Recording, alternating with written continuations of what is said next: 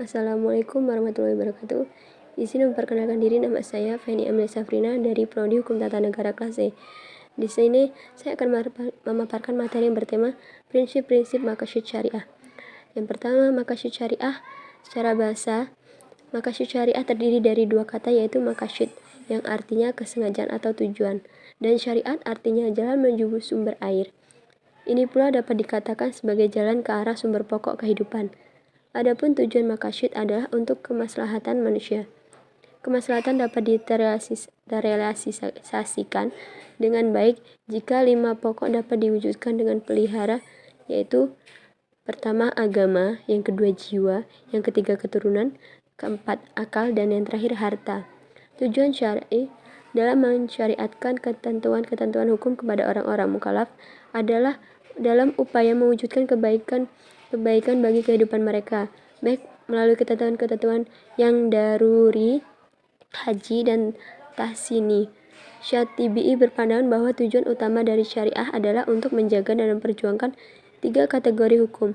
Tujuan dari ketiga kategori tersebut adalah untuk memastikan bahwa kemaslahatan kaum muslimin baik di dunia maupun di akhirat terwujud dengan cara yang terbaik, karena Tuhan berbuat demi kebaikan hambanya.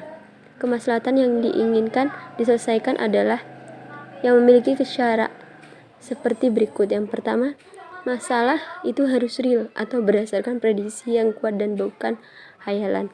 Yang kedua, masalahnya yang ingin diwujudkan harus benar-benar dapat diterima akal.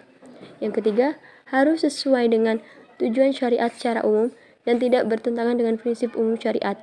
Yang keempat, mendukung realisasi masyarakat daruriyat atau menghilangkan kesulitan yang berat dalam beragama.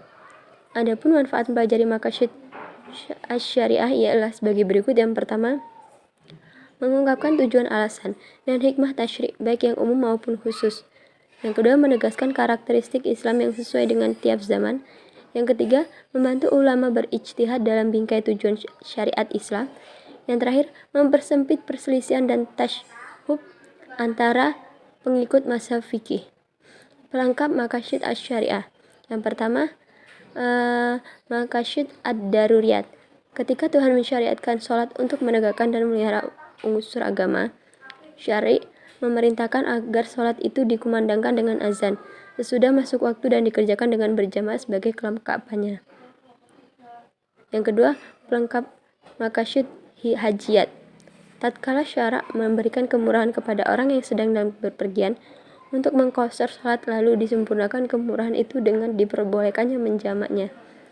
Yang ketiga, pelengkap maqasid tahsiniyah. Syar'i mewajibkan bersuci untuk menegakkan urusan tahsini, kemudian kewajiban bersuci itu disempurnakan dengan aturan-aturan sunat bagi bersuci.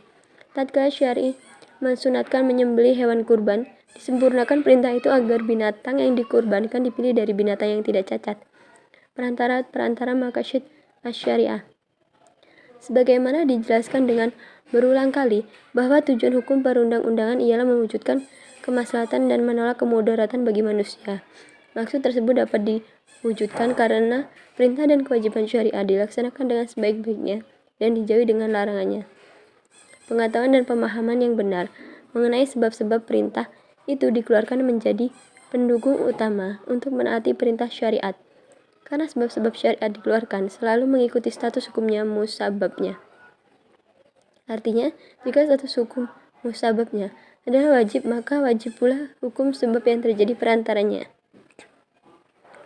Tidak ada bedanya dengan perintah-perintah asy-syariat, larangan-larangannya, dan mempunyai perantara-perantara yang mengantar pada perbuatan itu terlarang. Tidak logis apabila suatu perbuatan itu dilarang, sedang perantaranya diperbolehkan. Oleh karena itu, perantara atau wasilah dari suatu larangan yang kuat seharusnya lah mengikuti status hukum yang diperantarai, yakni terlarang juga.